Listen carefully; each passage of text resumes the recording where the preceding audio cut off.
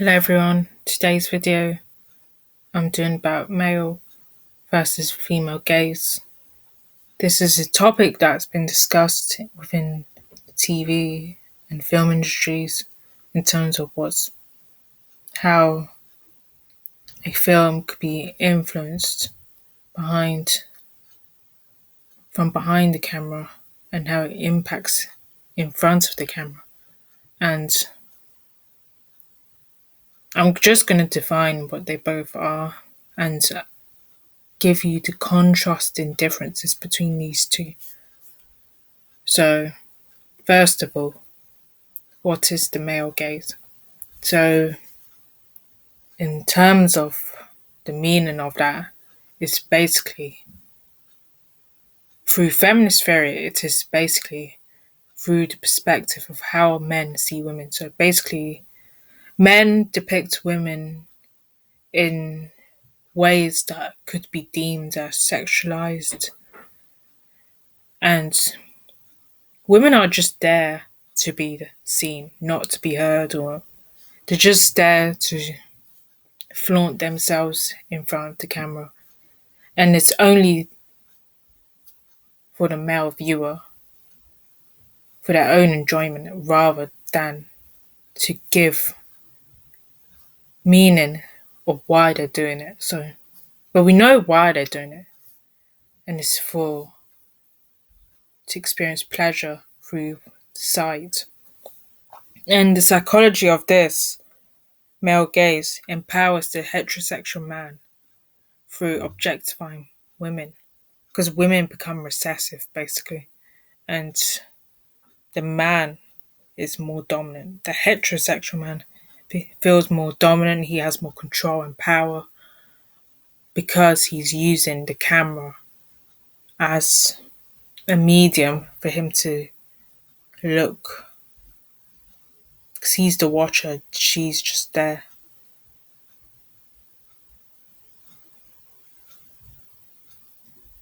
So the term is sometimes misinterpreted as a woman, as a description of a woman engaging in sexual contact with a man, which is not true.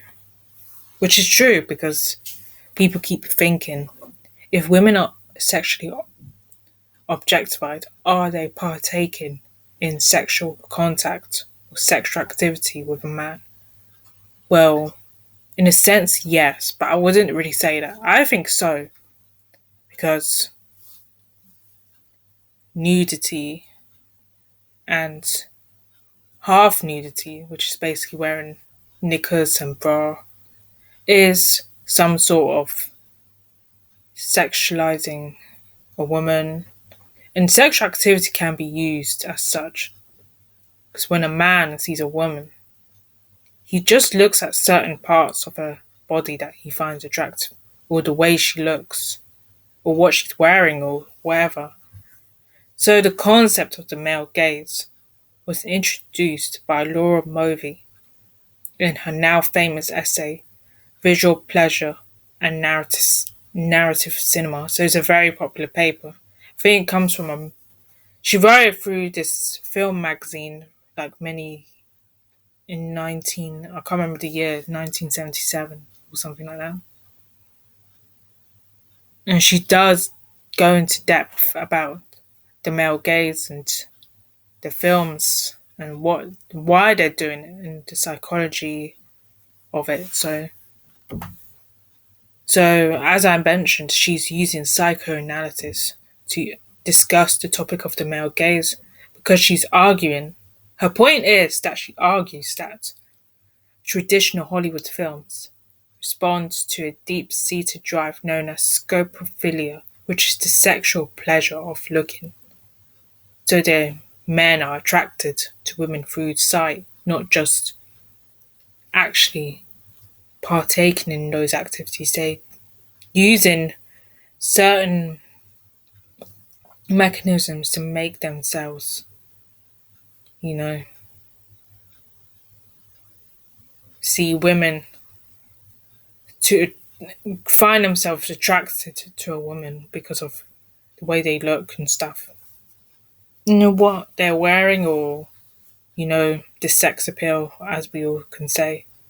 So Mulvey argues that the most popular Hollywood films are only there to be for male satisfaction, for their own. It's for their own sexual pleasure, or for their own satisfaction, really, through the looking, and the pee. It's that peeping tom, you know, and that visual media that is used that responds to masculine voyeurism tends to sexualize women for the male viewer.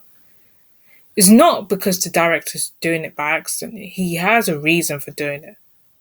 If the director is using women, is doing it deliberately, or let's say they are actually doing it on purpose, because for them to they're doing it for a reason. They're doing it because men are in control of the film industry. The top executives are men in the film industry. It's full because Hollywood made a brand of person or actor or whatever. They chose to do it. It's not by accident. They thought about it and they discussed it and they added it in. That's what they did, if I'm going to be completely truthful here. So Mulvey wrote, women are characterized by to be looked at in cinema because that's what they were there for, basically. They were not there for anything important. They're just there to be a side character or for someone. There's always got to be that one character with the sex appeal that a man finds attractive. It's like a love interest or someone that's a femme fatale, or you know what I've been saying before about the feminism, how women are portrayed in cinema, and they have different character tropes that that they fall under, or they could be categorized as. It's just stereotyping a woman to a certain thing. It's like we're limited, basically. They're trying to restrict a woman's role, not just in the film and TV, but in society in general. And the society, when you write a story and you think in this way, or you make a script, that's what they're doing basically. So, woman is spectacle, man is the bearer of the look. So the man is in control because he's behind the camera, and it's through the male gaze that we see women being sexualized and doing certain things. Obey. So here are the images that I have. There's it's just examples, really. What could be said. The first image on the top left is a woman wearing high heels, and a man is looking between. They did that on purpose, just to like the man is looking at her legs and the way she's walking. They chose to do that shot. It's not by accident, and I'm telling you facts that it's not by accident. And the same with the Marilyn Monroe 7 Year Itch film, where she's standing while her skirt is being blown up, basically, and the man is looking at her in a very inappropriate way, basically. And the same with the Transformers film, Megan Fox. I don't know why they did that to her. I thought we came a long way, but during that time, I didn't think anything of it when I first watched the film. Then I realized the girl's in high school, so why the hell are they gonna show her body like that? It's like we need to see something, a boy has to see something sexy. Supposed to be for kids, basically, not for adults. It's not just softcore porn, to be fair. And same here, the last image, she's having her dress is showing too much cleavage, basically. And no one actually picked up on that. I picked up on that when I first saw the film, but I didn't really say anything. But I picked up on it on my head, saying, "Is she is she supposed to be a Bond girl?" Because you know how they're depicted in those films. It's very negative as well. And James Bond is very sexist anyway. So all he does is sleep around with women and dump them as if and tell them to be bongo of him. He wants to feel he wants I don't know how to describe it, but it just is it's a particular theme with that when it comes to all of that. And this image on the top actually challenges against the male gaze stereotype as well. They're just photographs that someone took for a magazine. I think it's Vogue magazine, I can't remember. And this photographer was trying to break the mold of the male gaze. And obviously, I've been saying that women are supposed to be seen and not heard. But then it's not really the case anymore because feminism as a movement, they use nudity as a way to show, to empower women rather than to make them inferior to men because they're not an object. It's just to make them more powerful. And there's the sight, of course, this is sexualized as well through the male gaze. But they had used. I don't like the photo, but I'm saying I like the way they're doing it, depicting it. But it is sexualized though. That's through the male gaze again, but it's through his sunglasses though. That she's looking sexy, trying to make a phone call by a telephone. And more images, but they all challenge the male gaze, especially the second one on the right, the top right, and the other. But I think the concept, they're trying to debunk the concept of the male gaze here. But still, I think they kind of,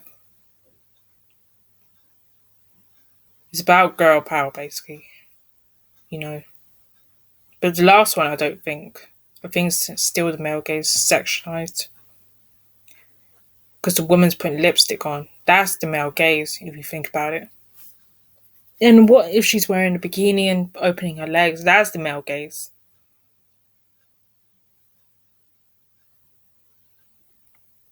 So I have a video here that could help.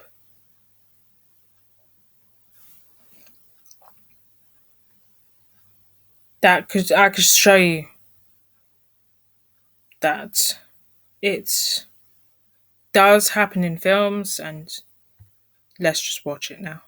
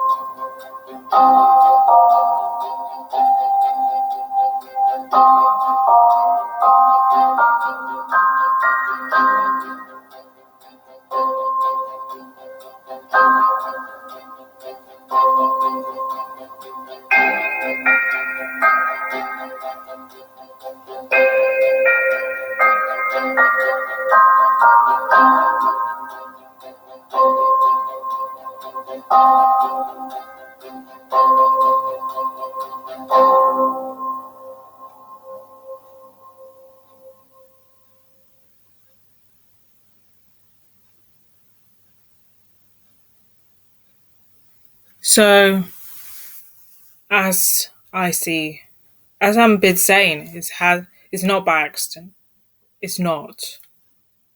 If it's by accident, then maybe they should apologize. But they haven't apologized.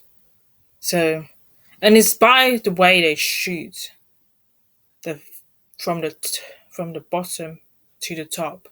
But they're doing it deliberately, like the way they pan the shots and doing close-ups and wide shots, and extreme close-up shots, and where they're shooting the film and the action as well, how it's been shot, you know,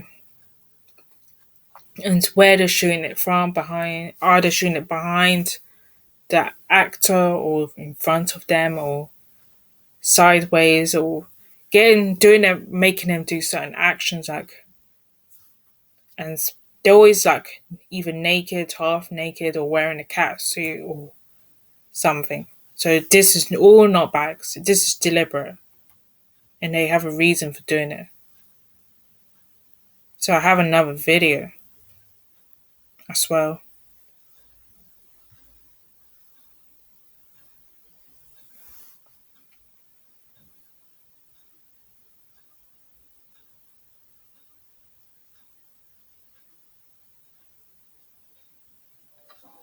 Well, hello. Hello. How'd you get away from George tonight? He had to go somewhere. That's a break. I'm glad you called me. Something wrong, baby? No, nothing's wrong. Can I get you a drink? No, I don't think so. Come on now. It's not my baby. Val, I called you last night. Oh, yeah? There was no answer. I guess I stepped out. I called you 4 times. Honey, I guess I was out somewhere. Oh, what'd you do? I don't know. I guess I was goofing off at a movie or something. Val, why are you doing this to me? I don't know what you mean.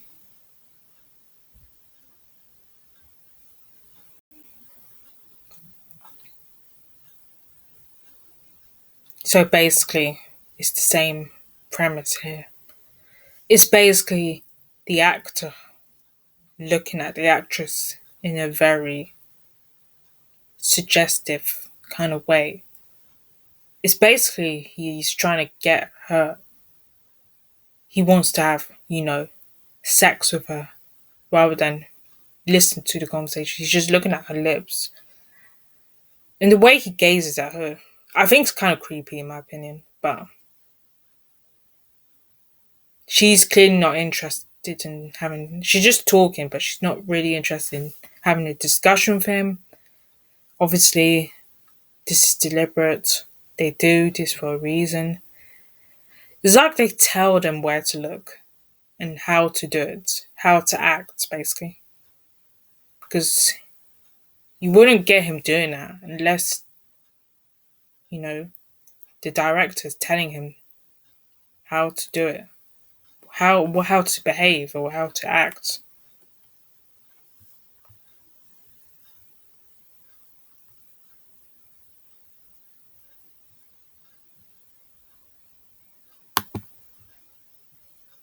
So, what is the female gaze?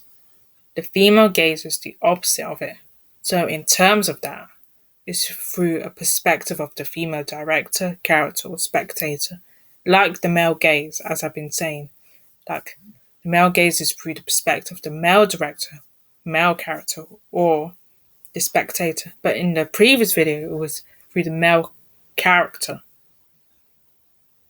And now we see through the female gaze that in terms of that, it's more different. It's not about objectifying women. It's more about representing issues of women as subjects that have agency, and all such genders can create films with a female gaze included. So the female gaze aims to evoke emotions and feelings, and focus on touch, interactions, and atmosphere rather than actions and sexuality.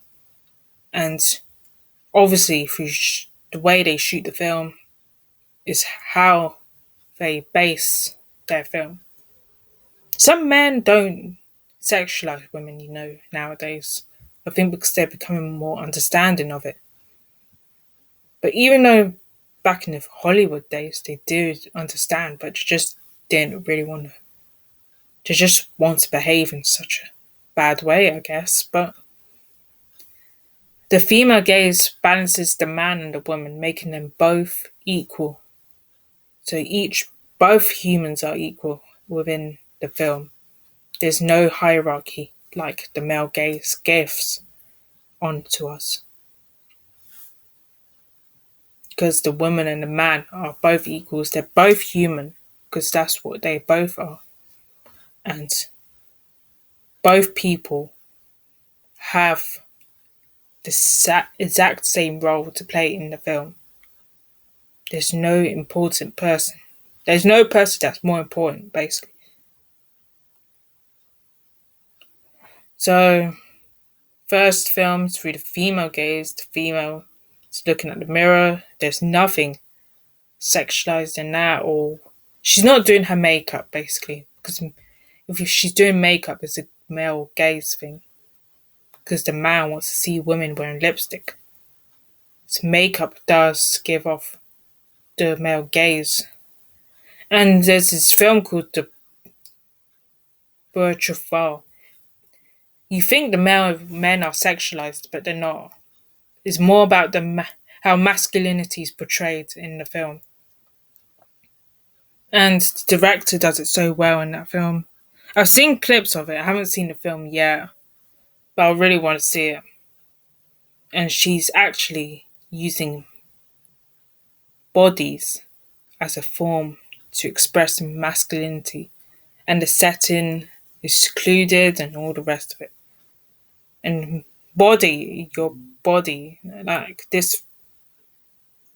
And the third one is the same premise as well, like the body, but it's not. It can be sexualized, the female gaze, but it does hold more than just sexualization of a man. So, and there's more pictures here. So, using light and contrast, using shadows to create an effect and an emotional impact in this picture. In this picture, it's through the female eye, through the eyes of the woman, and the environment she's in as well. I don't know how they do it, but it's a very good picture, in my opinion. The background, her looking through the binoculars, and this woman here, she feels more. I think she feels. I like the way they do it because she looks a bit taller. The way she sits, it's like she's taller than the frame. Than she's the tallest thing. She's the first thing you focus on in this frame. And I like the way the photographer does it. Because it's from below, but it's not sexualized. It's from the below, from her legs upwards. It's like she's confident and the way she sits. It's like she's confident in herself and feels more empowered as a woman. Even though she's seated and she looks more tall, she's like the tallest thing that she dominates the frame basically. And I think this image here also depicts the woman dominating the frame. She's surrounded by rubbish bins, but she's the most empowered figure in this picture. And this picture is a very iconic one as well because there's an artist that sits on she's on a horse and she's holding this flag which represents majesty, I think power and strength as well. and the woman in the mask. It's a form of. I think I read something. She uses this photographer tries to challenge the male gaze, but puts the female gaze. She turns the female gaze on its head, basically, with these photographs. I think I saw a website, but this one covers her face and her hair because it's just because I think it goes against the male gaze, basically.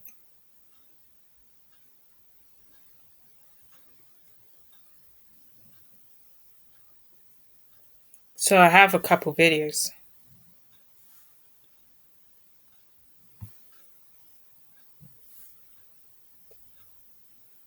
Andres, watch your feet!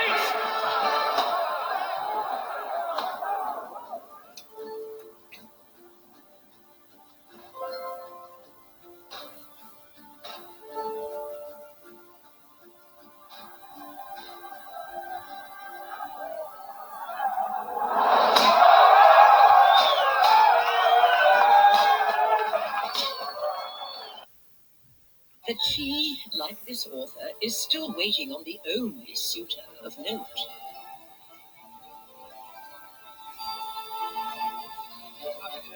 Here we are.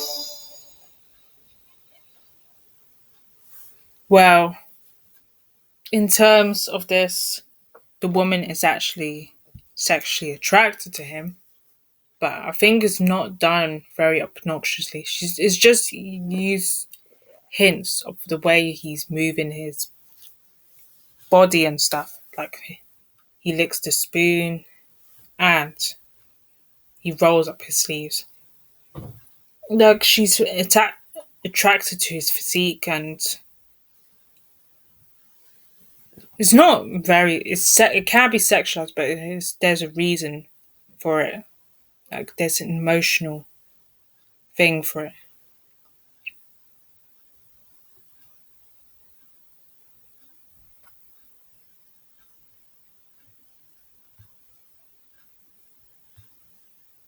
Andres, watch your feet! Sorry. Andres, watch your feet! I have another video.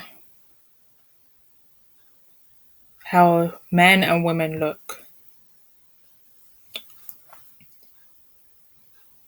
Hey, you may be asking, if the male gaze is all about how men look at film, how do women look? Is there a female gaze? The short answer to that question is yes, but it's not just the gaze turned on male bodies. In an article called Yes, There's Such Thing as a Female Gaze, but It's Not What You Think, Stephanie Forster explains how the female gaze isn't just eroticizing men. She states, the female gaze isn't about asserting female dominance on screen, and it doesn't mean that we therefore get to man-objectify men in reverse. So no, seeing a buff Chris Evans in Captain America for the first time isn't the female gaze, however nice he is to look at. Forster continues, if the male gaze is all about what men see, then the female gaze is about making the audience feel what women see and experience. Crazy, right? Let's see how this works in a few interesting examples that feature the exact same character, seen from two different perspectives. Comic book films serve as a solid example because of the less than ideal representation of women in the long history of comic book media. The first example comes from the Amazon warriors in Wonder Woman and in Justice League. The Wonder Woman standalone film was directed by Patty Jenkins, while Justice League was directed by Zack Snyder and Joss Whedon. The armor worn by the Amazon warriors was significantly stripped down to the point of impracticality, all for the sake of providing eye candy. When it became nothing more than a sexual object, everything that makes them a group of badass warriors with an enthralling backstory falls to the wayside. I agree with what he's saying because it's the man who dominates. Men that dominate the film industry because of what they're doing and how they want to depict women. The female gaze is all about the female experience. Chris Evans, like he said before, has strong muscles, looking buff. But it's not the female gaze though. Because that's through the male gaze, actually. Because That's how men want to see themselves as. They see this image of themselves and they don't feel secure. So they portray this image of masculinity as some of a macho man image. Like he's strong, muscular, fit, you know, and tall, you know. And I think the Wonder Woman film, when the Amazonian warriors were wearing all this armor, covered from head to toe, to the Justice League, where they're just stripped off the armor. Like, why? Why are they doing that? Because this directed by two different people, or three different people, because two people directed the Justice League film.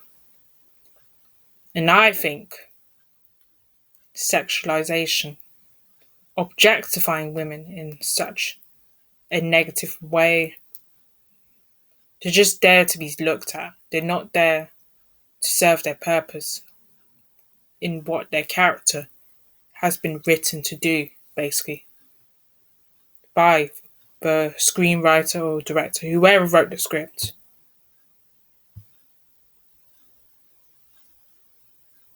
But hey, you may be asking, if the male gaze is all about how men look. So basically, to contrast this, or to break it down, female characters through the male gaze exist to be viewed, whereas through the female gaze, it can be sexual without being sexualized. So the woman is more empowered, or there's more emotional impact. And they're not eroticizing themselves. It doesn't mean you can eroticize men as the female gaze, like the previous video said, because that's not what the female gaze was intended to do.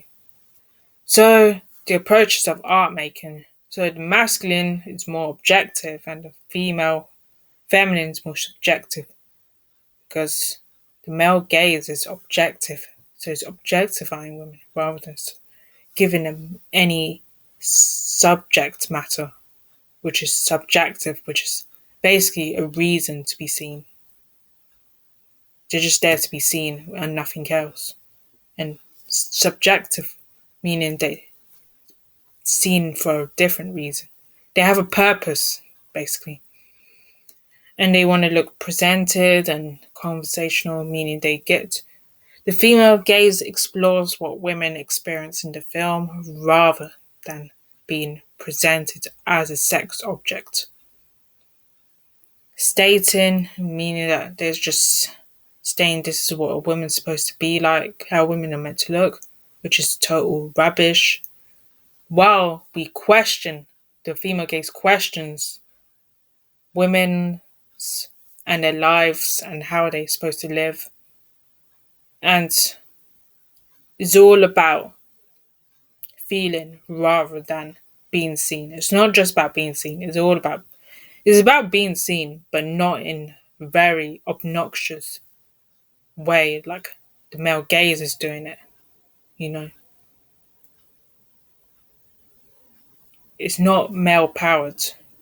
It's all about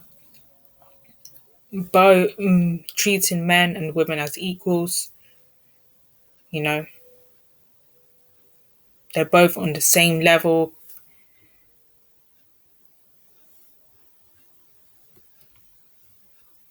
So here are some pictures. Because like the Amazonian warriors, they were seen as these strong, powerful, independent women surviving on their own. But when the Justice League film came out, I think there's another cut as well of it. It's supposed to be initially a crap film before, and then they changed it around, you know. And they put women into bikinis because it's directed by a man, not a woman. Say, two male directors that made the film, and Patty Jenkins directed Wonder Woman, and she has to fight for her right to direct it because she kept flitting in and out because of what the production company who was behind the Wonder Woman production, Warner Brothers. They own DC Comics now, so and she's been battling with them for years, trying to make a feminist film in a sense, because it was a feminist film as well. And obviously, men showing themselves in muscular, like bare chested, with abs and pecs is not the male female gaze. Because the reason I say that is because that's how men are wanting to see how the man wants to see themselves. I know it seems confusing what I'm saying. The man sees himself because they feel insecure and they think that's how men are supposed to see themselves. You know, that's why they do. They are very insecure, these people, because that's why they're doing it as well. And women, he's wearing a suit. Of course, Loki's wearing a suit. That's how women see the female gaze. And Marilyn Monroe, she's just a sex object. I think she didn't want to be seen that way, but they kept putting her in that role. They changed her image completely to the one she was most known for. She didn't really have a great life when she was growing up. And I think they took advantage of that, those industry professionals. And that's why she became unhappy in the long run. And it led to her death as well. And she had breakdowns and depression and all the rest of it. It's because she's trapped, basically. I think she's trapped in the image that we see her as. But we're not realizing because she's trapped in that image. This sex symbol image that we don't really get to see the real her, basically. And she tried telling executives that she didn't want to be seen this way, but they weren't really listening to her. And when you speak up against these people, sometimes they don't give a damn. They just do whatever they want, you know. And Audrey Hepburn, she's like, I don't know. She's not. She's more of a female gaze, but in a sense, she's attractive, but through a female gaze, and that's how women are supposed to be looking: sophisticated, attractive, you know, rather than being seen as a sex object that's, you know, there to be viewed. She's not known for the acting, she's known to be seen as a sex symbol. And Audrey Hepburn, on the other hand, she's more than that. She's an acting Hollywood great in the industry, in Hollywood, I guess. So, and same here because there's a lack of respect for the Transformers film. He's looking at her body when she's fixing the bonnet of the car, back of the car, the engine, I think. I can't remember. Or the bonnet, I can't remember. And he's looking at her in a very suggestive kind of way. Like, it's pretty pervy, I guess. It's obviously pervy, I mean, because the director is objectifying her. And I think he can't help it. I think he can't help it. I think he was in an awkward situation in the film, so. But the director portrayed her in that way. She's supposed to be a 16-year-old girl, and why the fuck is he gonna do something like that? Why? Why are you not thinking clearly for? Why do you choose to do this type of thing? It's look respect because they're supposed to be eye level, not one is below and the other is eye. You see one person's eye, you don't see the other.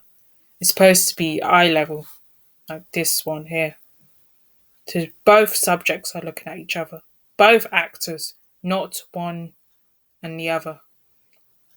And you see this image is through the female gaze because it's all about how masculinity is portrayed in the film, how women, how men see masculinity, but through the women trying to get that out of them, trying to give them an emotional emotional impact. And female directors now are trying to make stories that some of them I think there's certain directors that do male like certain stories or want to direct certain genres like action, sci-fi, because they're both the two genres I've been saying they're both associated with a male dominated genre rather than a woman dominated genre. And there's more women in front behind the camera now, even though it's we have a long way to go as suggested, because the men some of the men are still dominating. They're higher power than us. The higher powers they're more like the executive producers and all the rest of it. You know, they have more influence basically. And this image, I think the woman is the main object. The man he sees her, but I don't think they both are in the same line because it's all about the lines in this image, the last image that I show you. So this is the video. I hope you enjoy it. I think I hope you enjoyed it and gained some knowledge from it. And please like, share, subscribe if you want to see more videos that talk about subjects like these. And I'll see you in the next one. Bye.